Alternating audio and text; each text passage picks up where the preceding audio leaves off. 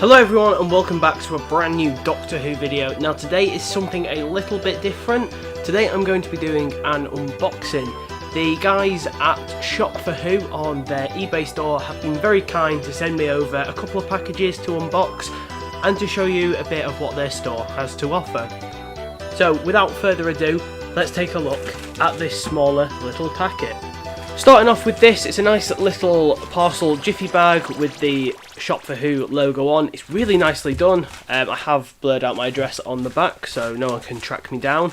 But this is just a small selection of their mystery cheaper options that you can get if you're missing a couple of things in your collection or you're just looking for a few cheap gifts for Doctor Who fans. It's a good place to start. So let's take a look at it. Will I just be able to peel it up? Yep. Ooh. And have a look inside. Oh god, there's a lot more than I expected. Let's just tip it out and have a little look in front. Just get rid of that.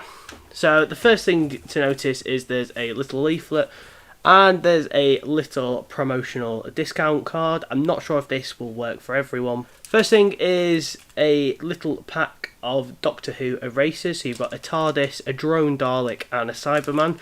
Very good because I'll be going back into work soon, so some erasers, rubbers, they'll be very useful. What have we got here? Oh! Got a nice little pin badge of the Third Doctor and Azal from the Damons. These are really nice. These are some of the Hero Collector ones. I believe they did quite a few pin badges a couple of years ago. I think I remember seeing like a Revolution of the Daleks one where you had the 13th Doctor, Jack in the prison jumpsuit and some of the monsters as well. That's very nice. Perfect for a lanyard. And we've got some mystery packs here. So I have 2 packets of Doctor Who Battles in Time Invaders. This is based on Series 3. I've got 2 packets of the Torchwood trading cards that were done by the same people that did Battles in Time. So that's very nice. And I've got character building. I've got a couple of packets from Series 2. So with the first pack, if we just cut into it, it has been a very long time since I've opened these or even seen character buildings. Oh, I didn't cut quite low enough.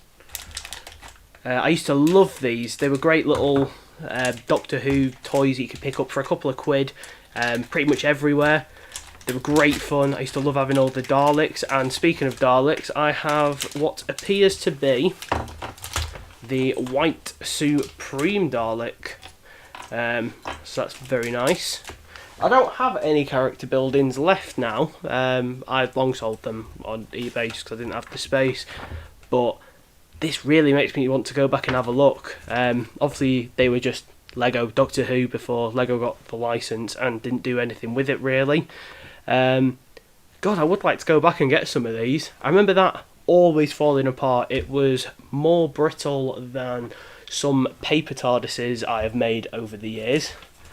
Wow, yeah, I remember they did some like super rare variants as well that had like a shiny gold base, and they were impossible to track down, and every now and then character would do a bit of a giveaway to like have all 5 of them in some kind of display base. I can't quite remember it. Speaking about it, I didn't realise how long ago this was, because this definitely would have been like early Matt Smith era, around Series 5, Series 6. So this is going back, oh god, 12, 13 years at this point. Blimey. Yeah, but these are really cool. They're a right nightmare to put together. But there is the little Supreme Dalek. I'm not sure how well it will turn up on camera, but that's very nice. And if we take a look at the second one, if I just make sure to cut low enough in this one, trying to cut through the leaflet. Right, let's just tip this one out. Oh no, I think we have Amy. Yes. So nice little DW shaped base. if we just put her together. So they are very nice little figures. I do think I might actually go back and start buying a couple of these because I forgot how nice they were. Move them out of the way and we will go on to Battles in Time. Now I can't remember what I did with my Battles in Time. I've put them somewhere. They are probably in a box in the attic somewhere, along with all my Doctor Who Adventures magazines and the magazines for this as well. So I think the last time I ever bought a pack of these was probably the classic ones, if they came out after Series 4.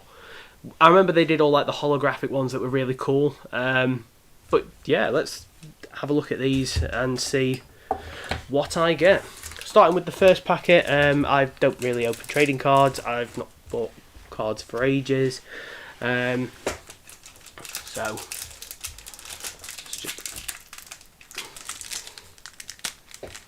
let's just going to do the scissors. Might be a bit easier. So I've not bought trading cards for years. Picked up a few sticker books as well. But let's have a look. So starting on the top, we have the Master with his laser screwdriver. Jadoon Trooper number 3. Now these cards always used to make me laugh because it would be Dalek 4, Cyberman 12. Just bizarre. Again, Future Kind 2.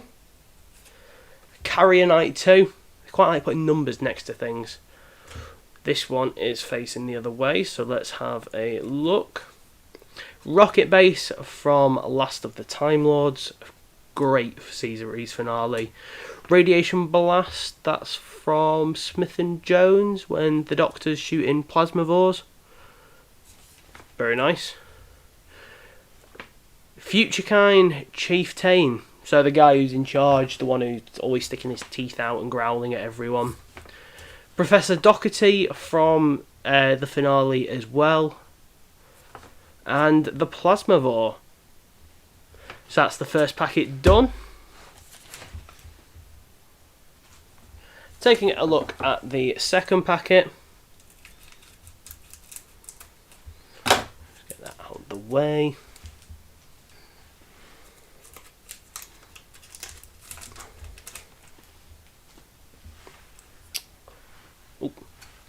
We have the cameraman, who... These are very bizarre choices of characters, but that's Battles in Time. He filmed the Master, saying this Doctor is sick, and yeah. These are some bizarre cards. Got the Stasis Chamber from 42, which is a very underrated story. I've always enjoyed that. Got the Plasmavore, a double already. Lucy Saxon, so I've got the Master and his wife. Life Force Drain from the Professor Lazarus one. Milo from Gridlock. Leo Jones from the Lazarus episode again. Pig Slave 3, a nice another numbered card. And Scarecrow number 2, which is a nice shiny from my all-time favourite Doctor Who episode, Human Nature and the Family of Blood. So that's the Doctor Who cards done. Very nice to have them. I will go up and see if I can find my Battles in Time collection, because I have a folder somewhere that is held together with sellotape because it's that old. So yeah, very nice to have some Battles in Time cards. I never realised they did Torchwood cards. I don't know whether it's like a limited run. I'm presuming it's the same as Battles in Times because it seems to be the same style packaging. But let's have a look, see if we get anyone from the Torchwood team or any of the monsters. Because I think looking at the front of this is like Series 1, Series 2, so very early days of Torchwood. So let's have a look at the first card. I'll do it this way so you don't see the cards behind. So the top one is the Rift Equation on computer. So this is from the episode where Jack and Tosh were stuck back in time. Looking at the next card, we've got Torchwood 1899. Yes, so this is series 1 and 2. These are the two people who put Jack in the morgue. Just make sure I've got this in focus, because I don't really film like this. We've got a Weevil, brilliant. The bread and butter monster for the early days of Torchwood. We've got Rhys Williams, a great character played by Kai Owen. Yeah, can't really complain with this one. What have we got next? Owen Harper, shiny. So there we go. That's our first Torchwood member. First main 5 Torchwood. Very nice card. Put that to one side. On this one, we've got Mary Thomas, who I genuinely can't remember the episode. To be honest, I've not watched Torchwood for years. Probably not since lockdown, but very nice. Next card, we've got Franken, Jack's father, from that brilliant episode where we find out a bit about Jack's history and how he got separated from his brother, basically making him who he was in the series.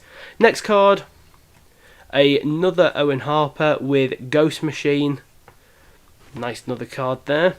And we've got an Alien Meat Worker 2. Definitely the same people as Battles in Times. Moving on to the next packet. I just cut through this without cutting the cards.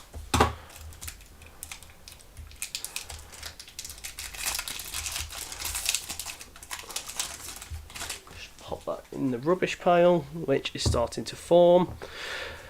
Card number 1 in this packet is the dinosaur that flies around unit. I'm not even going to try and pronounce. Pteranodon. It's the dinosaur that flies around that eats the Cyberwoman. The next card is Captain John Hart with sword. Brilliant. Love Captain John. Great little anti-hero, anti-villain. I suppose he's a bit of a hero at the end of series 2. It's a shame we never got to see him again. Maybe one day. Probably not. Next card is the Rift Key. And following this, the next card is the Amazing Pearl. I really need to go back and watch Torchwood, I think. Next card, we've got the Singularity Scalpel. The one that they, like, I think it's Gwen's wedding, where she has like a baby in her stomach and then they use it to sort of blow it up on the inside and try not to kill Gwen. That's another shiny. Very nice. There we go.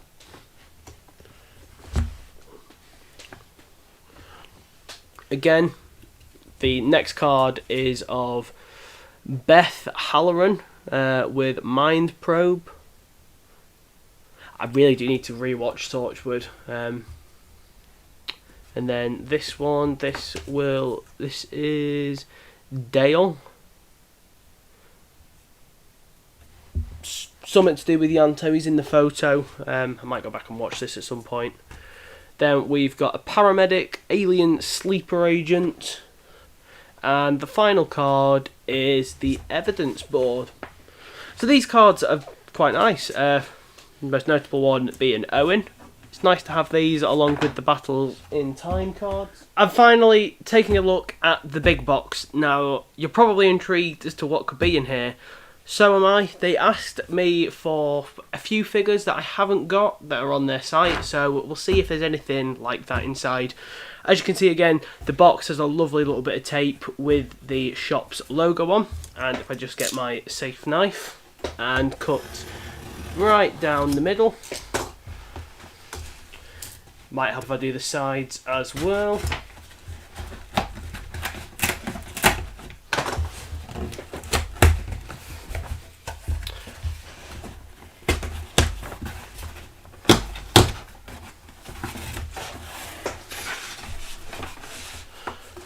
So as you can see, there's another little leaflet just saying thanks for the order, and there's some lovely little maroon shaded tissue paper in. So if I just take all of this out, the first thing is a nice little pin badge with the Who logo on for the shop. It's a very nice little badge. And the first figure appears to be that of one of the older style ones, probably series 1, 2 or 3. And if I remove all the tissue paper, it is Novice Haim from series 3. Now, I probably am the only person in the world who doesn't have this figure. Long story short, my one turned into a Molly O'Sullivan custom, so it's nice to have the figure back in the collection. We'll crack that open in a bit. There appears to be 2 more things left in the box, and if I take the first one out and just move the box back, this could be quite a little exciting variant because I haven't had one of these in a very long time, and it is of the 12th Doctor in black shirt. I'm only missing a couple of these and I'm really happy to have this one. I love this little look, really nice figure. I always prefer the series 8 figures to the later hoodie ones because the feet are a lot smaller and they don't tower quite as much as the other figures do. And that brings me to the last item. Probably guess what this is, a similar shaped box. However, this time it is the 12th Doctor in his white polka dot shirt. Definitely on a bit of a Capaldi completionist mode at the moment. Let's open up all the figures and take a look. So taking a look at the 3 figures in the packaging, I'm going to do a bit of an unboxing and just basically get a feel for them because most people have these figures, so you can just see me unboxing some old figures. So I think I'm going to start with the polka dot 12th Doctor. It has been such a long time since I've bought a brand new Capaldi era figure, so it feels weird. I think I used to have this one once upon a time, but as I went off to uni I had a big clear out, and I think he was one of the ones who sadly met the fate of eBay. To have a look at the quick box, you can see the figure on the back, you can have a bit of a bio, a bit of a breakdown, a quote from Deep Breath. Yeah, nice little box. I love this packaging. I think this is when the figure line looked the best because it was in keeping with that of the Black series. Yes, let's take him out. Get rid of that.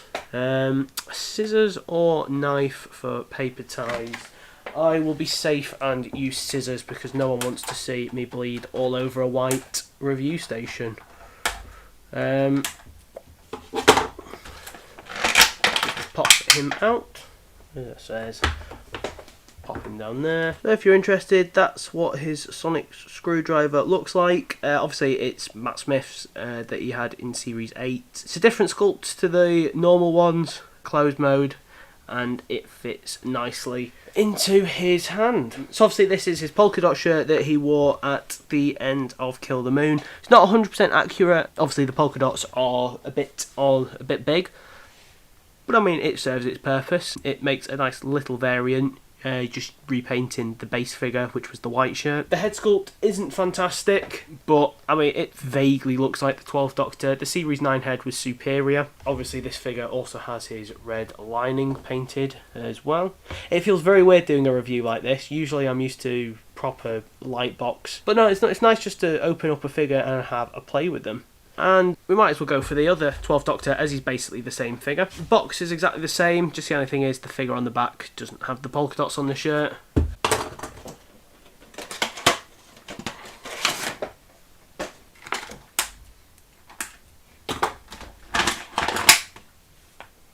Like I said, it's basically the exact same figure, just a different coloured shirt.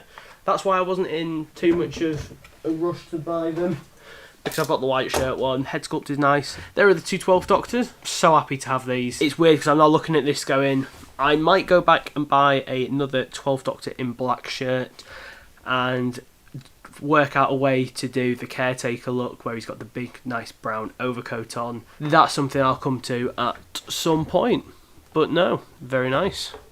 And taking a look at this one, now this is obviously a bit of history. It might be a little bit criminal to open this up, but this is Novice Haim from Gridlock in the grey robe. This box is brilliant. This is like the peak era of action figures for Doctor Who for me. Series 3 is up there. It's fantastic. Just even feeling one of these boxes is so cool. Right, let's find a way to do this safely and in focus. Oh, who cares? I don't keep boxes anyway. Oh, sacrilege. Pull that out. Get rid of that. And there's Novice Haim.